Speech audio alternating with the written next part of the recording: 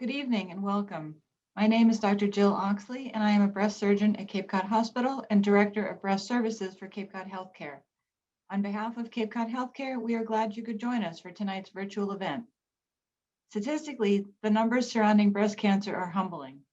We know 1 in 8 women in the US alone will develop breast cancer in her lifetime. Here are a few additional facts to consider. Breast cancer is the most commonly diagnosed cancer in women in the US and the second leading cause of cancer death behind lung. The American Cancer Society estimates 284,200 cases of invasive breast cancer and 49,200 cases of in situ or non-invasive breast cancer will be diagnosed in 2021. 6,650 of those cases of invasive breast cancer will be diagnosed in Massachusetts. In the US, the incidence rate of breast cancer is 126.8 per 100,000 individuals. In Massachusetts, the incidence rate is 135.7 cases per 100,000, which is sixth, and the incidence rate in Barnstable County is 156.1 per 100,000, second behind Nantucket. And the incidence rates nationally continue to increase about 0.5% per year. This month and every day, we continue to reinforce the vital role that regular breast cancer screening plays in saving lives. An annual screening mammogram is the gold standard for detecting breast cancer early when it can be treated effectively, and we recommend that women of average risk begin this at age 40. At our women's health centers, we offer the latest technology of 3D mammography, or digital breast tomosynthesis, which provides a multi-angled, clearer view of breast tissue. Knowing one's risk for developing breast cancer is another important proactive step women and men can take. In fact, the American Society of Breast Surgeons recommends that all women 25 or over have a formal breast cancer risk assessment, which we provide at the Cuda Breast Care Center at Cape Cod Healthcare in Hyannis. The greatest risks for developing breast cancer are being female, followed by age. Someone can be at increased risk due to a known genetic mutation, family history, personal reproductive health factors, such as an early age at which menstruation began or late age at menopause, or a history of breast cancer or other high-risk breast pathology.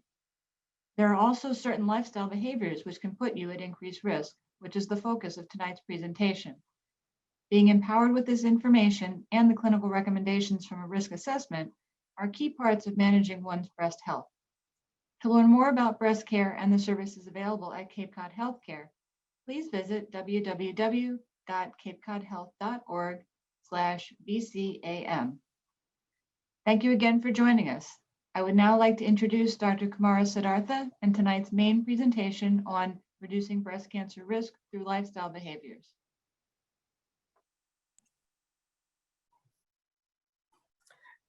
Thank you, Dr. Oxley. Hello all, welcome to this event. My name is Kumar Siddhartha.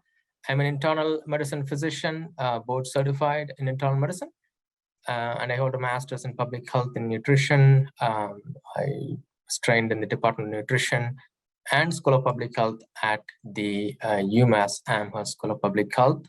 I've been in practice for over 25 years now.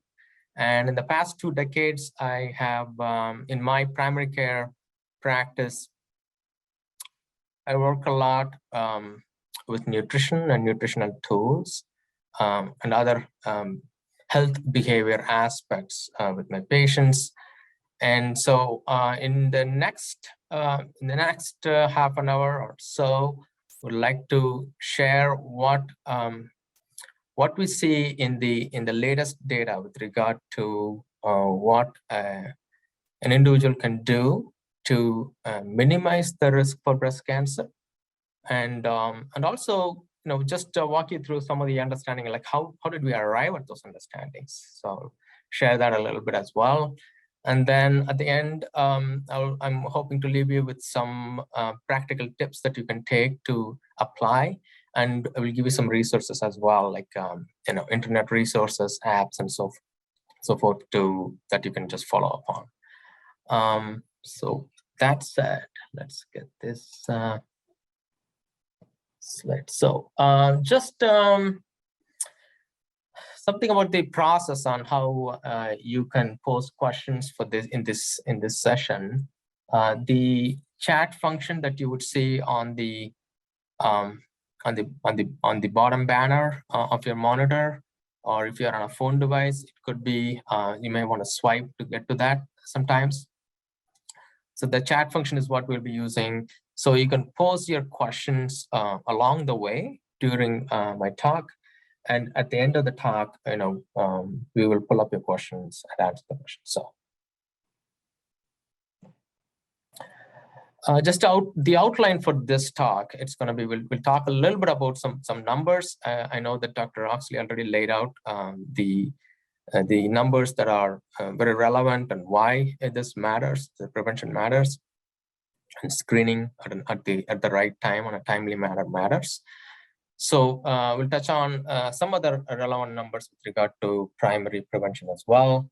I'll touch on the relevance of body height and weight with regard to breast cancer. And there are some interesting discoveries we have come across in the scientific world over the past few decades. And that has led us to a good understanding of how some of the mechanisms of nutrition play a role in preventing breast cancer or increasing the risk of breast cancer. So I'll touch on those as well. And then we'll dive a little bit deeper into the nutrition angle. And then touch on some of the common understandings or common themes between heart disease and breast cancer, and touch on some physical activity angle as well. So as Dr. Oxley already mentioned, 1 in 8 women in the US will be diagnosed with breast cancer in their lifetime based on the current trajectory of risks that we see and the incidence and prevalence of the disease that we see. 5 to 10% of the breast cancers that are diagnosed are related to a defective BRCA1 or a BRCA2 gene. You might have come across the names of these genes. These are protective genes that everyone is born with. These are protective genes, but when there is a defect in that gene, it removes that protection and it exposes the risk of getting breast cancer.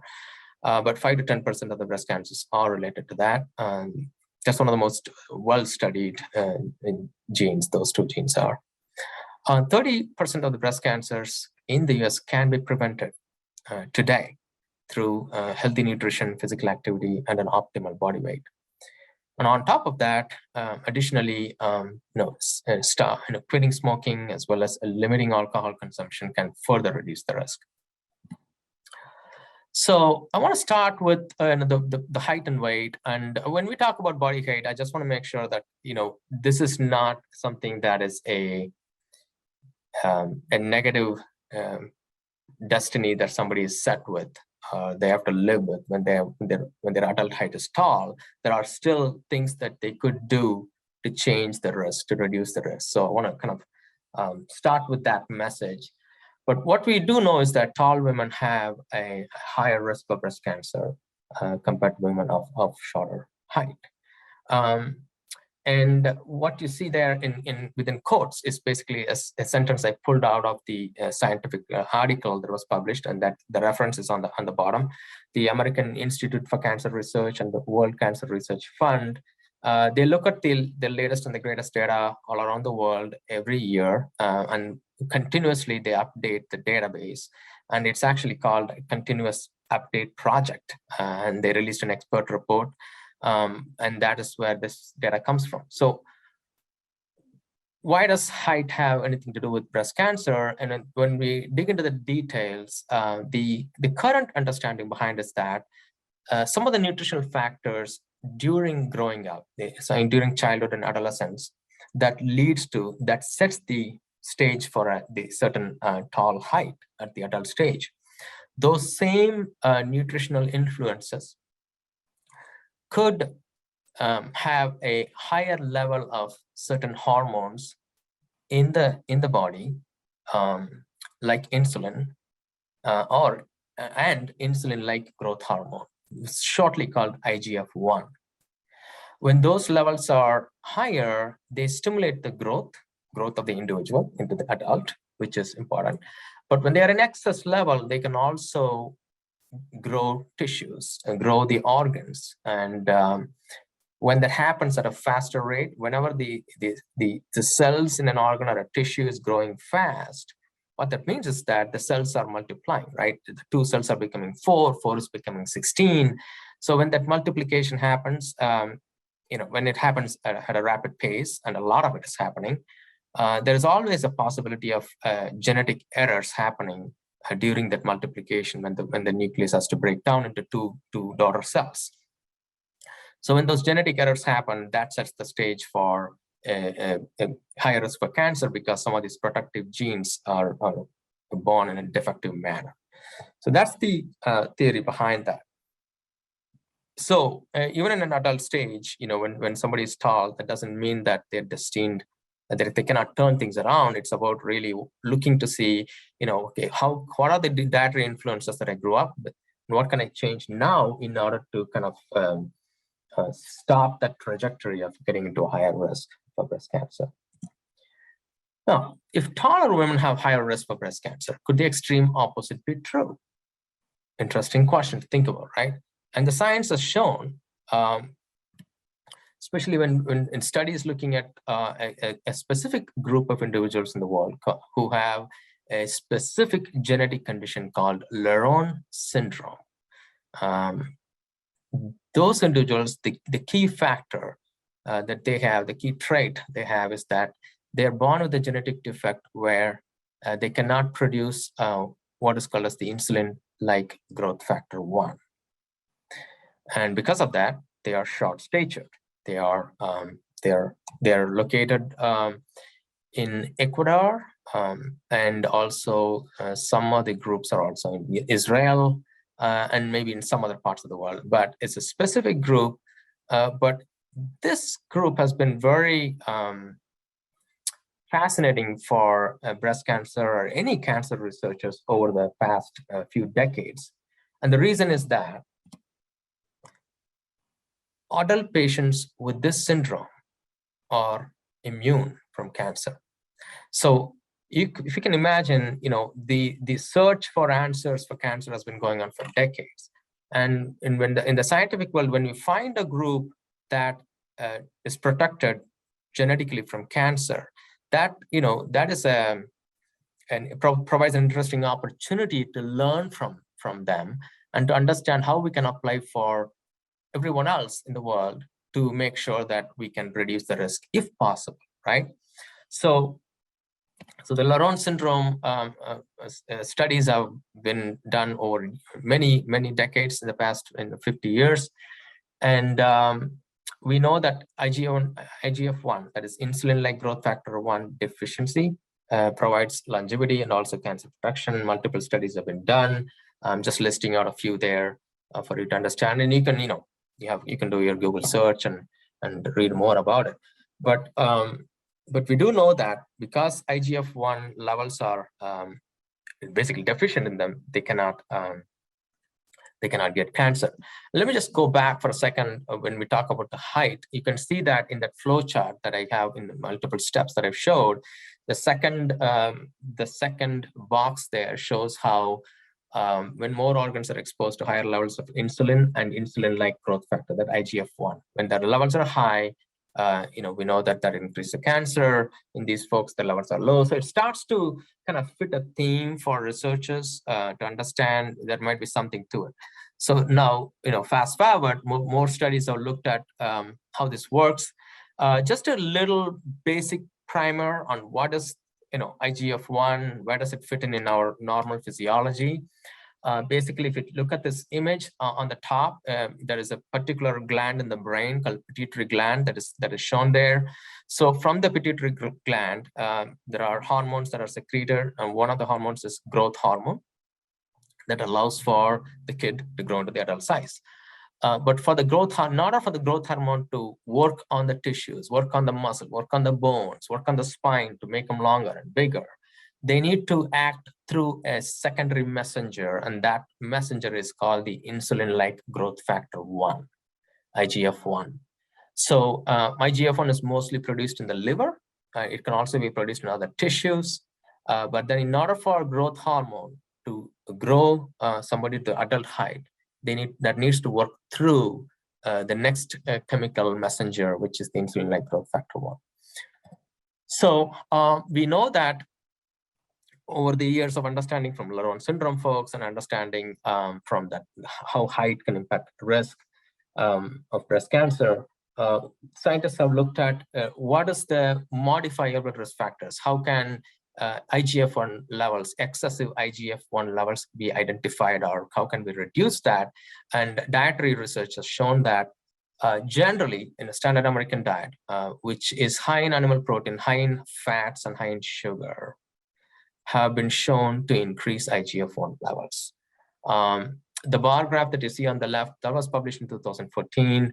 And they looked at over 6,000 individuals in that study by Levine and his group, published in Cell Metabolism, showing that when they looked at their dietary intake with protein intake, and they categorized them into high, moderate, and low protein intake, they found that when they measured their IGF-1 levels in the blood, they correlate with the increased intake of protein.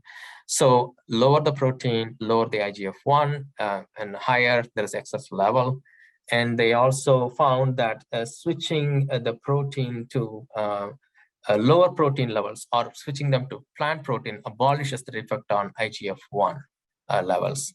They also monitored mortality levels, and they found the correlation between IGF-1 level and mortality going along with the higher protein level. Now, this study is important for age group 50 to 65. That middle age group is the applicable group for this particular study. As somebody gets into their late 60s and 70s and 80s, it is actually important to make sure that, yes, I mean, the protein choices are important, but also making sure you're getting adequate protein is important for many reasons in that age group as well. We'll talk more about it when we go deeper into the nutrition slides. So the other thing we want to touch on is the excess body weight as a risk factor. And this has been something that we have been understanding in the past, I would say 10, 15 years. More and more data is coming out, affirming the importance of excess body weight as a risk factor. It's a landmark study that was done and published in New England Journal of Medicine basically showed that there was a 62% higher risk of developing or dying from cancer, any cancer, that is, in patients who are whose BMI is 30 or above, obese, compared to those who are less than that BMI number. And for each 5-unit increase in the BMI, that is body mass index, that is your weight for your height, when for every 5-unit increase, the postmenopausal breast cancer risk can go up by 10%. We also know that accelerated growth in obese children is due to an increased level of insulin level, increased levels of insulin-like growth factor 1, IGF-1, and also increased levels of adrenal androgens. Why is that important? The adrenal androgens can be converted into estrogens, and that will lead to an excess of estrogen levels. So more breast tissue is getting exposed to more amount of estrogens, and that can set them up for a risk for ER, estrogen receptor positive breast cancer as well. Now, insulin that is secreted by pancreas, it can raise estrogen levels, and thus it increases the risk for estrogen-sensitive breast cancers. And also, excess body weight and excess fat tissue undergoes inflammatory changes, meaning it can have white blood cells coming to that place, it can undergo changes, and it can start to actually start to release estrogens. It can produce estrogens. So, we physiologically, normally we know ovaries is the site of production for estrogens. But when excess body fat undergoes inflammation, they all start to act like an endocrine organ, like ovaries, and putting out estrogens, releasing them into the blood. And that raises the risk. So the general theme we want to think about in general about reducing risk for breast cancer is the idea of looking at IGF-1, the idea of looking at how do we make sure that the amount of estrogen levels that our tissues are exposed to are at a normal physiological levels, and they are not at an excessive level. body has a way to break down and eliminate excess estrogen. And we will look at that in another slide, how sometimes dietary aspects can actually enhance the elimination of excess estrogen. And that way you're maintaining a normal physiological level of estrogen without exposing yourself to an excess risk for breast cancer. I want to touch on alcohol as well. So, again, this is about moderation and making sure, there is not any excess levels of alcohol. For each 10 grams of alcohol consumed on a daily basis, this is a daily consumption that we're talking about, the risk of pre- and postmenopausal cancer can go up by 5 or 9% respectively. And 10 gram alcohol is kind of equal to what is called as a one standard drink. And I've listed out, what are the standard drinks for each of the different types of alcohol out there. Now, again, this is about daily consumption, which is considered to be a risk. So less than daily consumption is the way to think about. The less, the better in that sense. How does alcohol work? How does it make sense here with regard to breast cancer? Alcohol actually can increase the blood estrogen levels because they convert that adrenal androgens that I mentioned, and that can be converted into estrogens. Normally the body is trying to break down estrogen and eliminate it out from the system, but that breaking down process by the liver can be slowed down or impaired by alcohol as well, because alcohol poses a challenge for the liver. So the liver can do its regular functions of other things like, eliminating your estrogen, excessive estrogen out of the system. So this alcohol effect is seen both in pre- and postmenopausal women, and also alcohol also works through increasing the IGF-1 activity. So you will see that there's common themes recurring everywhere when we look at it more deeply.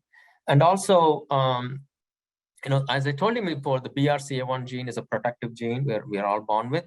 And alcohol can actually dampen the protective effect of the BRCA1 gene, something technically what we call as down regulation effect of the gene. In other words, how the gene is expressed, how the genetic trait is going to be manifesting, that is dampened down. That's called down regulation in scientific terms.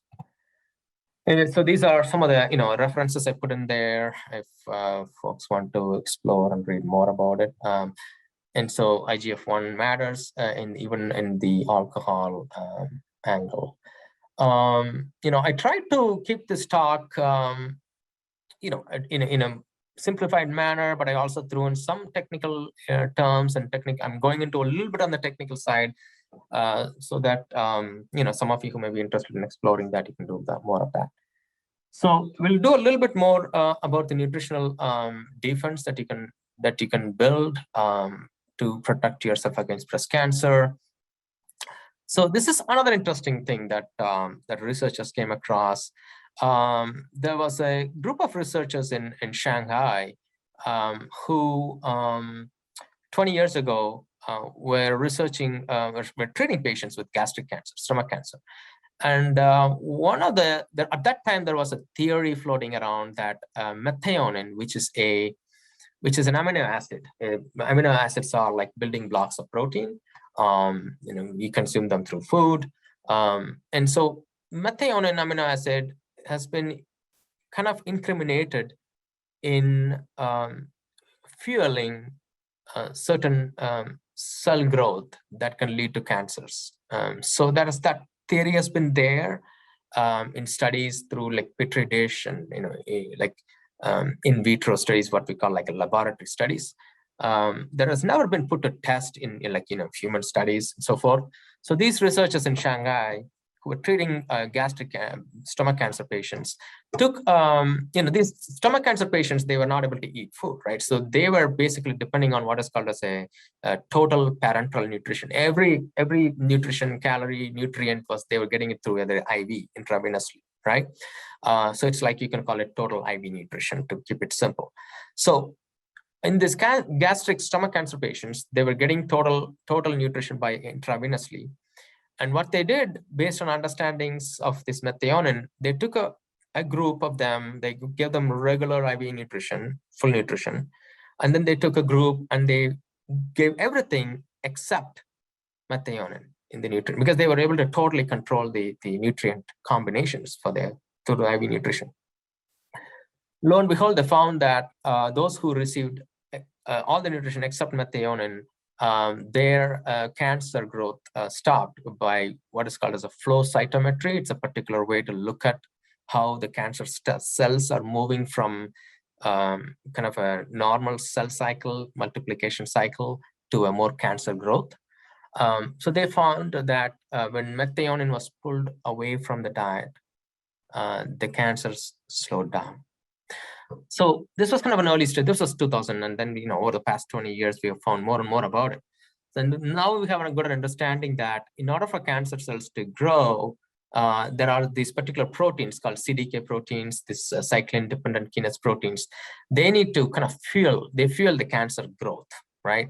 So, and they kind of live on methionine, so to speak. So when methionine is pulled off or reduced in the diet, it kind of takes the energy out of these proteins, and they can no longer kind of fuel the cancer cells. So that's the idea of looking to understand, what does limiting methionine does for us. Methionine also, when methionine is pulled off, cancer cells also die off. There is a natural body response to cancer cells to kill only cancer cells. It's called apoptosis. And so reducing methionine actually enhanced the body's own immunity to kill cancer cells. The other thing, the original researchers who did the gastric stomach cancer research in Shanghai, they also found that when they gave the chemotherapy, the 5-fluorouracil chemotherapy actually worked better, more effectively when methionine was reduced in the diet. So those are some interesting things to think about. So again, you will see the common theme that methionine concentrations are higher in generally animal products. Plant proteins, legumes, and nuts are less in methionine. So again, just looking at your weekly menu to understand, how can I reduce IGF-1, tomorrow? How can I reduce, methionine and all of that is something to kind of think about. Dietary fiber, a big one, not just for breast cancer, but also for protecting you from heart disease, low cholesterol, and so forth. Dietary fiber reduces breast cancer risk by enhancing the elimination of excess estrogen in the stools. Dietary fiber also regulates blood sugar and blood insulin levels, so it makes sure that the insulin levels are not spiking up. Anytime your insulin level spikes up, it also produces excess estrogen levels.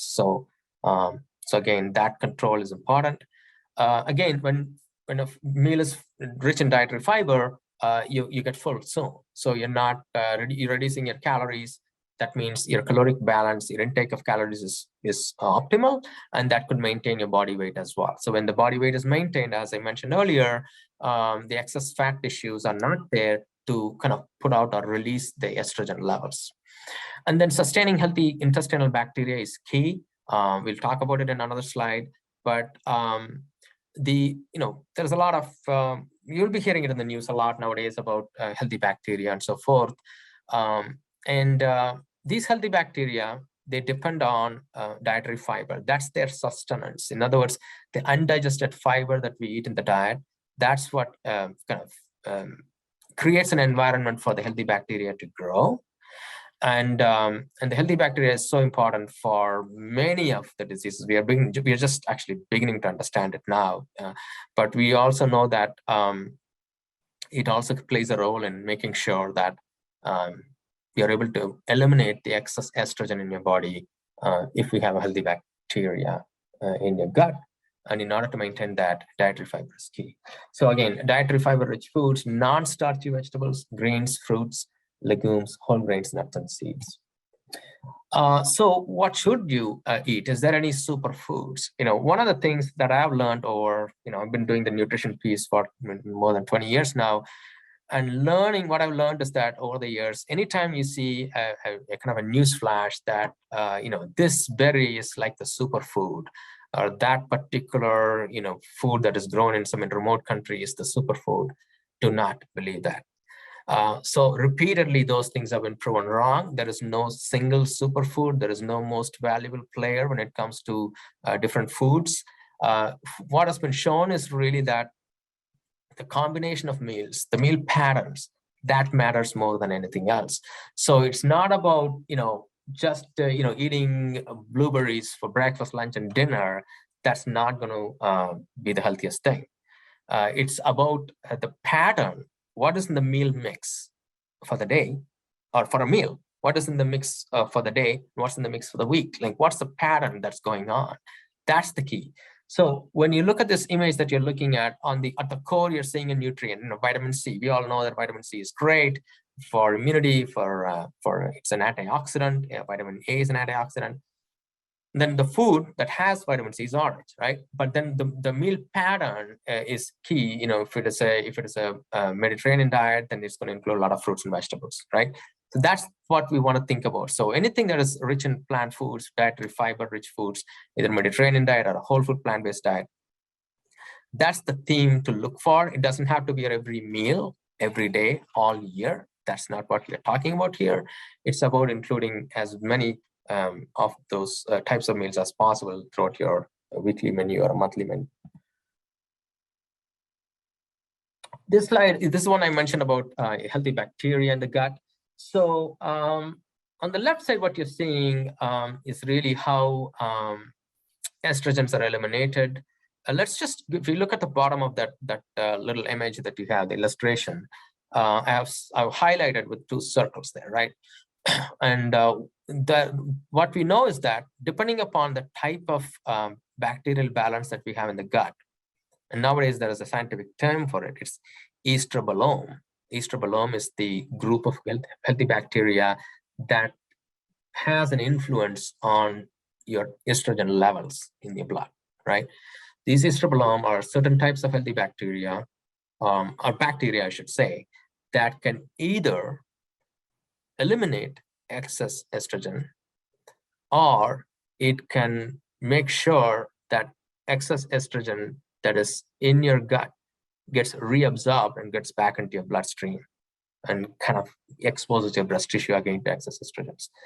So intestinal reabsorption of deconjugated estrogen, that is not what we want. That's not a desirable effect. That happens when there is more of these unhealthy bacteria in the gut that can kind of uncouple these estrogens, send them back to the bloodstream. We don't want that. Healthy diet results in healthy bacterial balance, which can make sure that the estrogens that are being eliminated through the stool are remaining in that form, right? So that they continue to be on their elimination pathway and they don't get reabsorbed. The word conjugation can be a little technical term for you, but it's basically coupling. An estrogen that is coupled with a molecule will not get reabsorbed into your bloodstream. So when body is trying to excrete stuff, it's going to couple them, attach them with a molecule, send them out, either through urine or through stool. So anytime the uncoupling happens or deconjugation happens, that means that estrogen molecule is going to be now a free molecule. It's free to get reabsorbed back into your bloodstream. And now it's kind of back again, exposing your systems to estrogens. We don't want that. So we want to maintain, body has a way to kind of maintain the physiological estrogen levels. It has ways of eliminations. And the idea is how can diet and a healthy bacteria enhance the body's mechanisms to eliminate excess estrogen. So that's what we're talking about here. That's a very busy slide. You don't have to. It's kind of the idea that gut bacteria can change the immunity and increase the cancer risk. So yes, again, your allies. We have millions and millions of allies in the gut in the form of healthy bacteria to prevent breast cancer. Changes in the diet are well known to impact the bacterial balance. Dietary fiber, as I mentioned, is what helps the healthy bacteria to thrive. And so it's important to make sure that we maintain a good amount of dietary fiber to make sure that the healthy bacterial balance is there. And it not only helps with estrogen exposure, but it has many effects that we are now understanding, including inflammation that causes other things like diabetes, heart disease, cancers, autoimmune diseases, and so forth. So in the next, in the next few decades, we'll hear a lot about healthy bacteria in the gut. They use the term microbiome for these things. But anyway, I think there's a lot of opportunities to think about in terms of reducing the risk through these nutritional differences by my mechanisms that I just described. So this is to just show that what is good for your breast cancer through lifestyle changes is also good for your heart. In the physical activity that we're going to talk about, the dietary changes we just talked about, the same things actually protect you from heart disease as well. If you think about it, what good is it if there is everything being done through a particular mechanism to prevent somebody from having breast cancer, and then that person gets a heart attack the next week and dies? And it just doesn't make sense. We cannot approach health in a vacuum, just looking at one disease. Even though this talk is about breast cancer, but it is important to keep the context of whole health and look at opportunities, look at themes where you do one approach and it's going to take care of more than one disease. And I think that's what the data is showing, that working on nutrition, working on physical activity, that's good for your heart, reduces cholesterol. The same thing is good for your breast cancer risk as well. So in general, the meal patterns that are out there are Mediterranean diet and whole food unprocessed plant-based diets that are out there. And then I'm going to go to a little bit, touch on a little bit on the physical activity, and then we'll go to the practical applications of changing a diet. So physical activity, again, it's a good thing for heart, and it's a good thing for memory, and it's a good thing for your reducing breast cancer as well. And it's been shown that this is protective both for estrogen positive and estrogen negative cancers. The minimum physical activity that generally is recommended is 150 minutes per week of moderate intense activity. Brisk walk would count in that.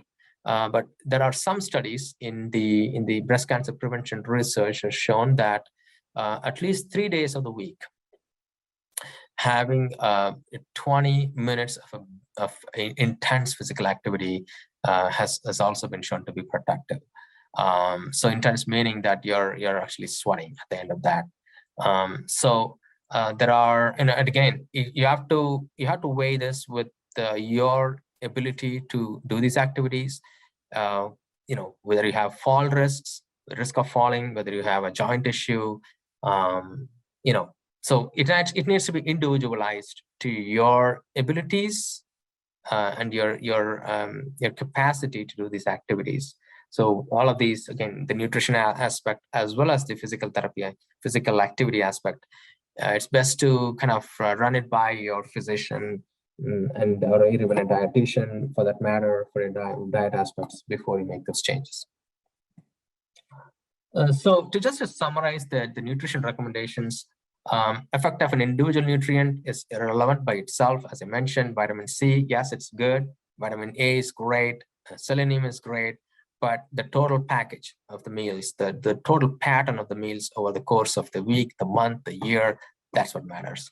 The collective effect matters more.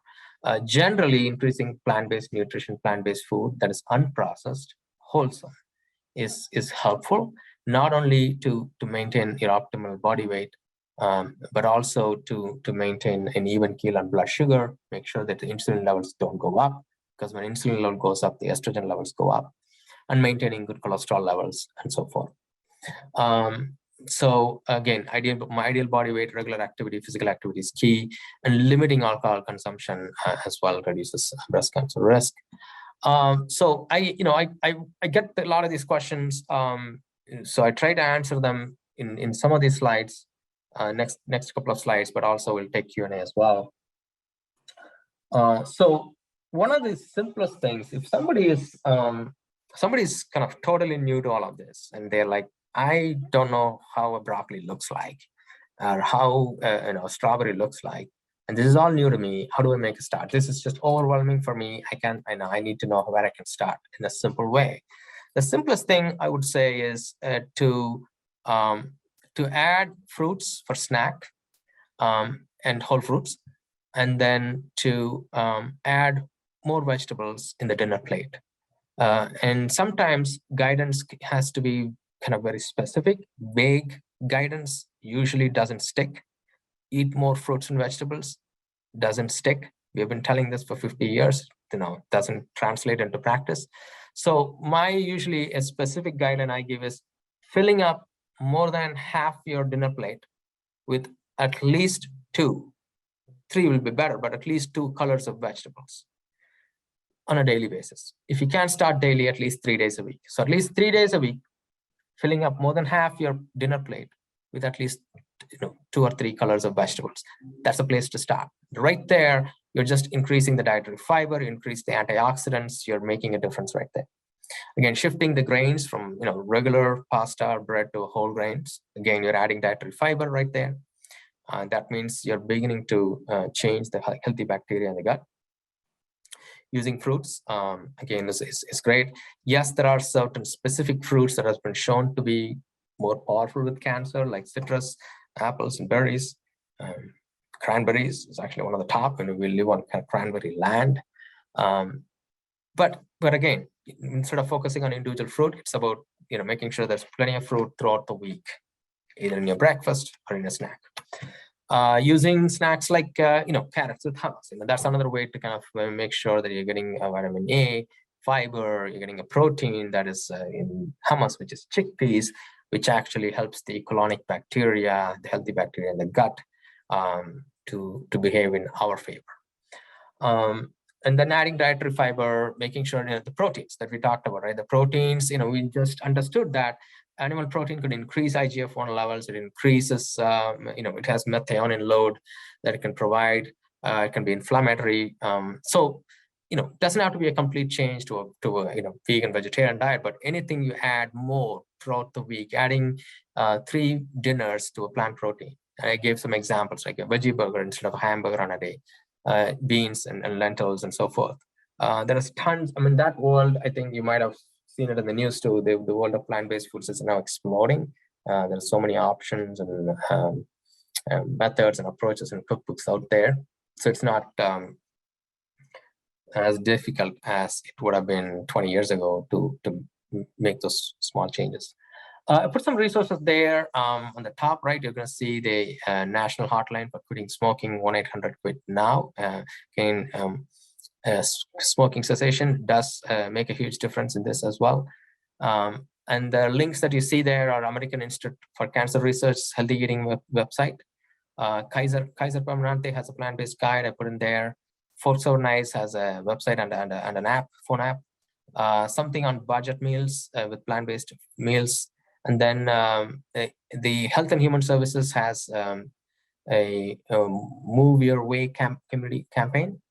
That's on healthy physical activity. So I included that as well. Some of the phone apps I listed are Forks Over Knives phone app, and then 7-minute workout. If you're not, one of the things I mentioned is like an intense physical activity, right? 3 days a week, 20 minutes, but you could start with 7 minutes. And then the phone app, there's a 7-minute workout app that you can just use, and you don't need any equipment. You can just start at home and then build up more, and you can see a trainer, a fitness person if you want, and once you want to explore more. But you can start somewhere. If you're not doing any activity, you can start simple, like 3 meals a week, 7 minutes of workout. Anywhere you start is a good place. Map My Run is for running. Home Workout No Equipment is another app that you can use. I believe that's what I have, but I do want to make sure we're going to go into your questions. I know you're posting questions in the chat function. I am going to stop sharing, and I'm going to just want to share a particular, I want to just remind you about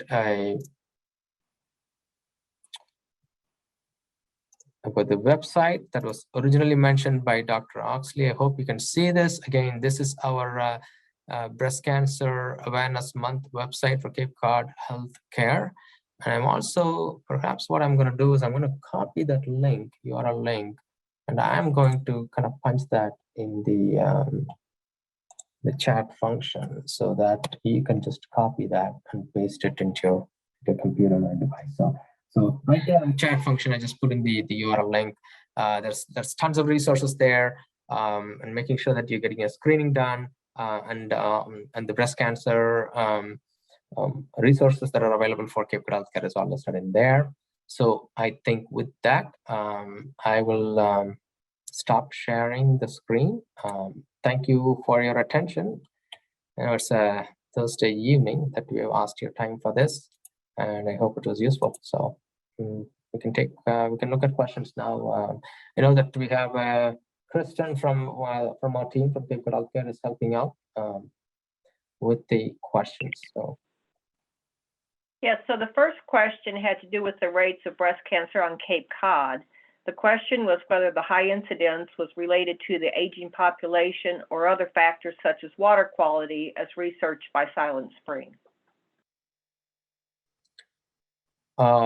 So, I mean, I can take I want to give Dr. Oxley an opportunity if Dr. Oxley wants to answer to that as well.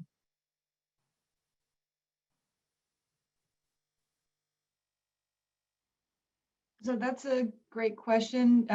It's not strictly age, because when adjusted for age, the rates on the Cape are still higher than other parts of Massachusetts. And it certainly could be something in the water as well. I'm happy to also sit on the board of the Massachusetts Breast Cancer Coalition, which works with Silent Spring to look for preventable environmental causes of breast cancer. The issue with that is that all the women with breast cancer on the Cape didn't grow up here. Some grew up elsewhere and moved here, and vice versa. So that's a great question and an area of future research. Thank you, Dr. Oxley.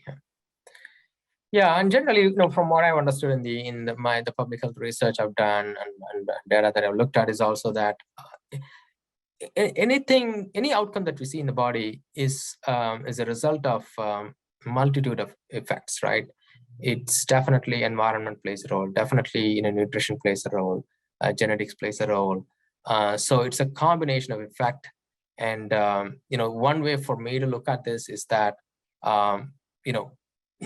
in order for me to go and change the water in the Cape Cod, it's going to, it's legislation, right to the legislators, blah, blah, blah. There's so much to do. And it's an important work that's all being done there to clean the water, clean the environment, all of that. And to get to that, it's going to take a while. But I could go tomorrow and change my breakfast just tomorrow. So, it's about like sometimes you want to look at what's possible for me today and tomorrow, work on that, work on the other stuff as well. Everything is important. All hands on deck approach. Yeah. Okay, our next question is, which is a greater factor contributing to breast cancer? If your mother has breast cancer, or are there other factors? Could you repeat that second half of the question again, Kristen? I'm sorry, I missed that. Yes, which is greater contributing to breast cancer? If the mother has breast cancer or other risk factors? If the mother has, oh, okay. Yeah, I mean, I think as I mentioned earlier, 5 to 10% of the breast cancers in the country are related to the BRCA1, BRCA2 genes, the genetic defect that gets transmitted from parent to kid to and so forth in generations. So generally, and then there are, other than BRCA1 and 2, there are some other genes as well that can play into effect. So all in all, the majority of the breast cancers are it's something that can be affected through the other modalities of diet, exercise, and weight, and all the things we talked about. The purely genetic aspect of that is I think some data can be 10 to 20%. That's kind of the max I've seen. Dr. Oxley, is there if there's anything different, or if I'm not off the target here, please correct me. Sure. Just briefly, having a first-degree relative with breast cancer, we look at as about a 2-fold increase. Other things that are even higher, though, would be certain high-risk breast pathologies on previous biopsies, such as atypical hyperplasia, things like that. Thank you. We've had some requests for hard copies of tonight's presentation, and just to let the participants know, we'll be happy to email out the PowerPoint tomorrow to any of the participants that want that. Yeah, the next question. I just want to say one thing, Kristen. So all the slides, my slides, all of them, anywhere I have data on the bottom of the slides, maybe in small letters, I have references. So if anybody wants to kind of go and do their own additional research and validate, confirm, and all of that. Okay. Thanks. Thank you. The next question, please define whole grains. Are whole wheat or brown rice, bread, and pastas whole grains or processed? Yeah. So yeah, whole grains are, whole wheat pasta, brown rice, yeah. So those are, anything that is unprocessed is whole grains. So anything that has dietary fiber is whole grain. So one way to look at it is, if we look at the packet, it's going to list out in the nutrient label, it's going to have dietary fiber mentioned. So if it is processed, if it is not a whole grain, then essentially 100% of the dietary fiber is removed. So compared to brown rice to white rice, for example. So when it's not whole grain, 100% of fiber is removed. 91% of vitamin B1 is removed. So whole grains is always the better deal for us. The next question is, can you describe a bit more about the inflammation process, its link to cancer, and ways to prevent it? Yeah, it's a great question. I actually didn't go much into that, but it's actually a big topic. So inflammation is simply put a reaction that the body shows to any insult that is thrown at the body. All right. So the inflammation can be somebody gets a viral cold and bronchitis. Okay. So the bronchial tubes, the lung tubes, are inflamed. That's bronchitis. Itis is inflammation. Somebody gets in sports, they get repeated injuries to the knee when they were growing up in sports, and they get an early arthritis when they are in their 50s, right? So in that person, they got arthritis, that the inflammation is in the joint. So there is always an insult and there is a reaction. So in the first example, the insult is the virus that got into the lungs. The reaction is inflammation, which is bronchitis. Second one, the insult is repeated sports injuries when growing up.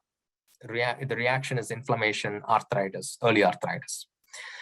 So that's body's reaction is inflammation. Inflammation at the cellular level, there is more white blood cells coming into the area. That's the kind of hallmark of inflammation. And then sometimes the inflammation can be immediate, like short term, like somebody fell and bumped the knee on a concrete. And that knee is going to be swelling. There's going to be some redness. If you touch it, it'll be warm. It'll be tender, painful. That's also an inflammation, but that's more like acute, short-term, immediate inflammation, an immediate reaction to an injury that just happened. But the chronic inflammation or the long-term inflammation is what matters in all of these diseases that we're talking about. That's a kind of a low-grade, indolent, smoldering inflammation that goes on all year after year, and that leads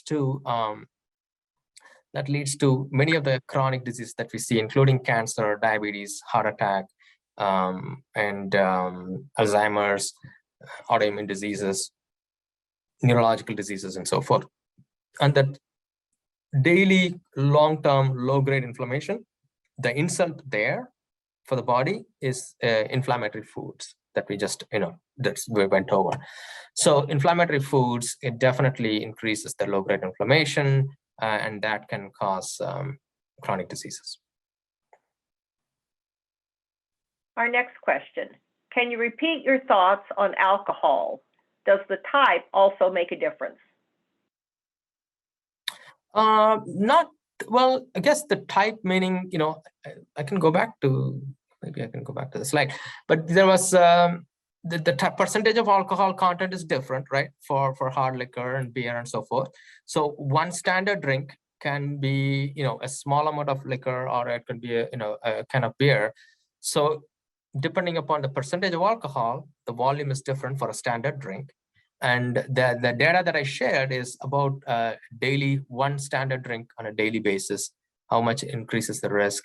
The less, the better. So less than daily is a place to start. If you're doing alcohol on a daily basis and you're thinking, well, gee, I have family history. I want to make sure whatever I can do to reduce it. But I don't want to stop alcohol. So you could say maybe I will do less than daily. So that's a place to start. But less, the better. Our next question, do collagen supplements create excess estrogen in the body? And if not, are they good for you? So generally, the studies that has been done with supplements are not strong studies for most supplements. And so general recommendation is that supplements do not improve overall health. This is for a general, broad. And there are some specific scenarios, some short-term supplementation will help. Somebody who's been in the ICU, they lost so much weight, they can't eat well, they just came out of the ICU after like a month. Yeah, they may not be able to digest and assimilate all the nutrients through food. So it's okay to supplement them with vitamins and all for a few months. But in general, the data is not strong. So my recommendation would be not to try, rely on collagen as something that's going to solve problems. And collagen, it's any animal protein generally, you want to be cautious about, in the supplements as well. For women over 65 years of age without a history of or family history of breast cancer or prior abnormal findings, how often do you recommend a mammogram? Perhaps it's more appropriate, Dr. Oxley, to take that. I can also answer that. Yeah. So most breast cancer occurs over the age of 50, and the average age of diagnosis is 63. So for women over 65 who are in good health, they should continue to have annual screening mammography. There's no stop date. Some organizations say 75, but what we generally recommend is if the woman is in good health, continue as long as she really wants to. And certainly as long as the life expectancy is 10 years, 5 to 10 years. Thank you. Our next question, are there any studies being performed in relation to breast cancer rates and being a child of DES use in the mother?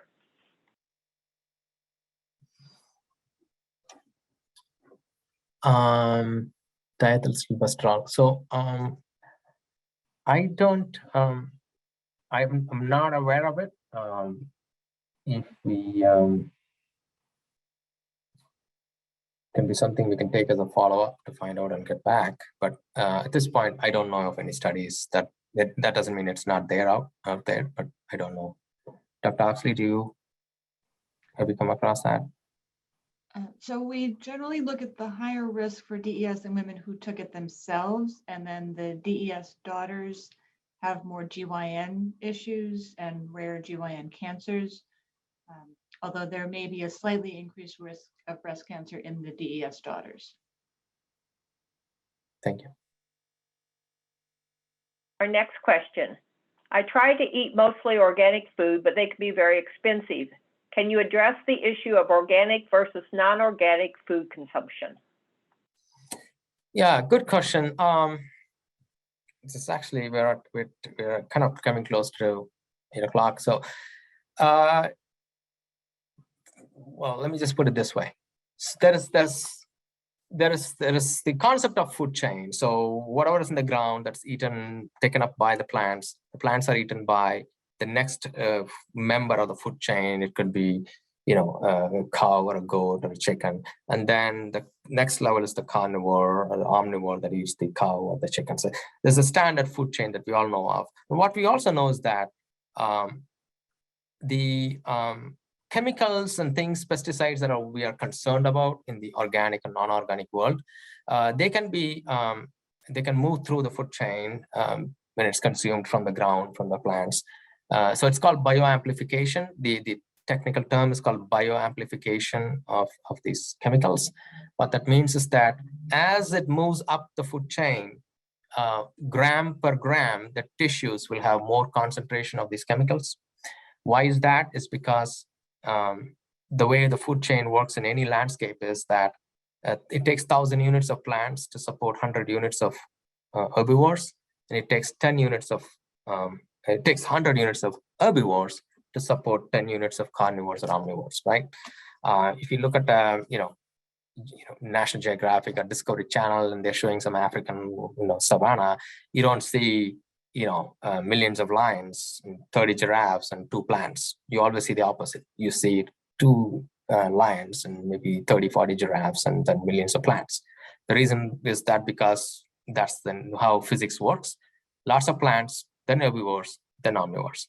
Why does it matter for this question is, what that means is that all the chemicals that are in the plant foods on the base ends up in the 100 units of herbivores, and all of the chemicals in the 100 units of herbivores ends up in the 10 units of omnivores.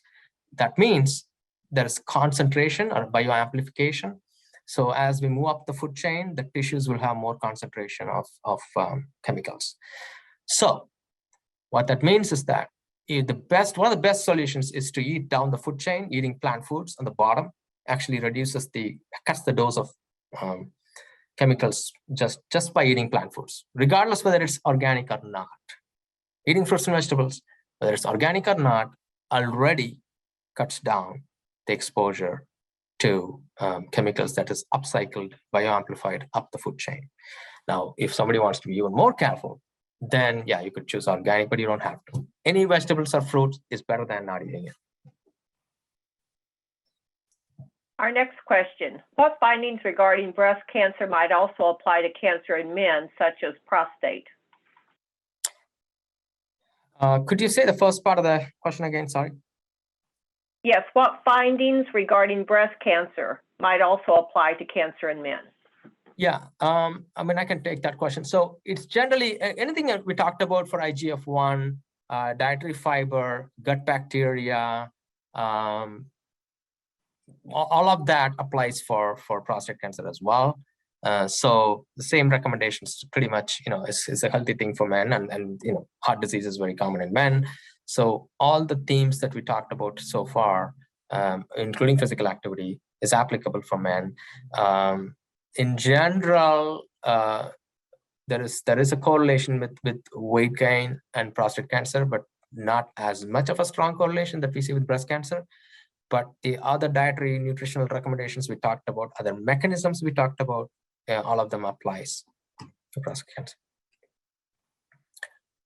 The next, how does stress contribute to the chances of contracting breast cancer? From a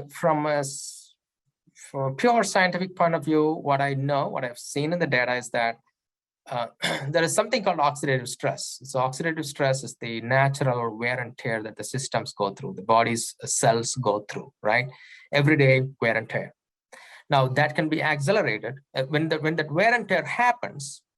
When there is an excessive amount of wear and tear that happens, there is a chance for certain byproducts that are produced that are called oxidants.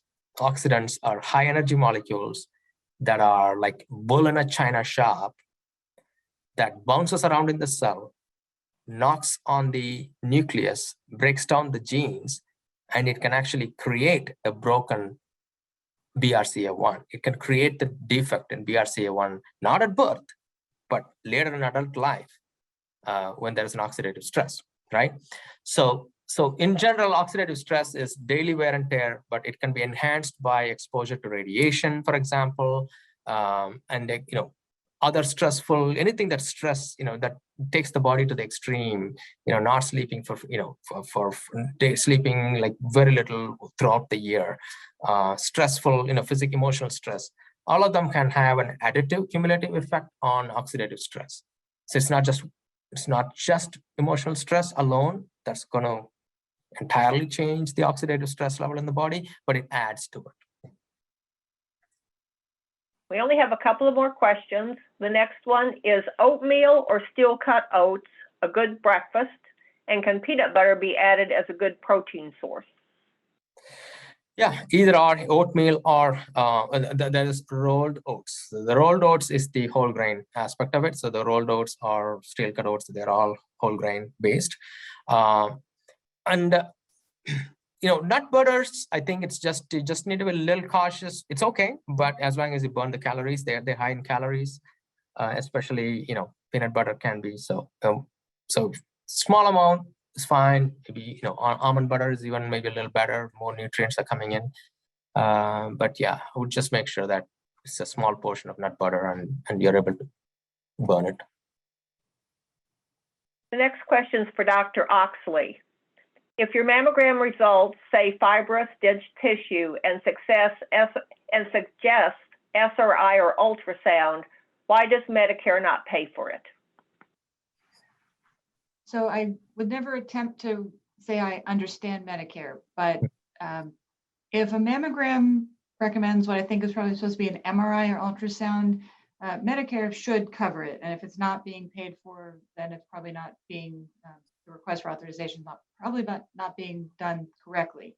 But just because someone has dense tissue doesn't mean that they need supplemental screening. Half of women actually do have dense breast tissue.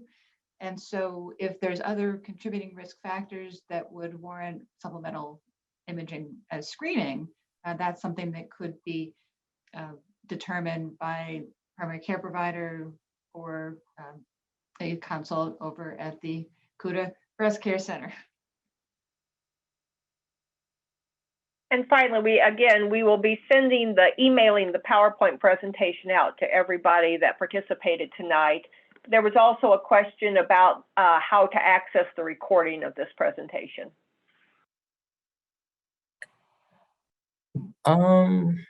Julie, if you're on the call, can you respond to that?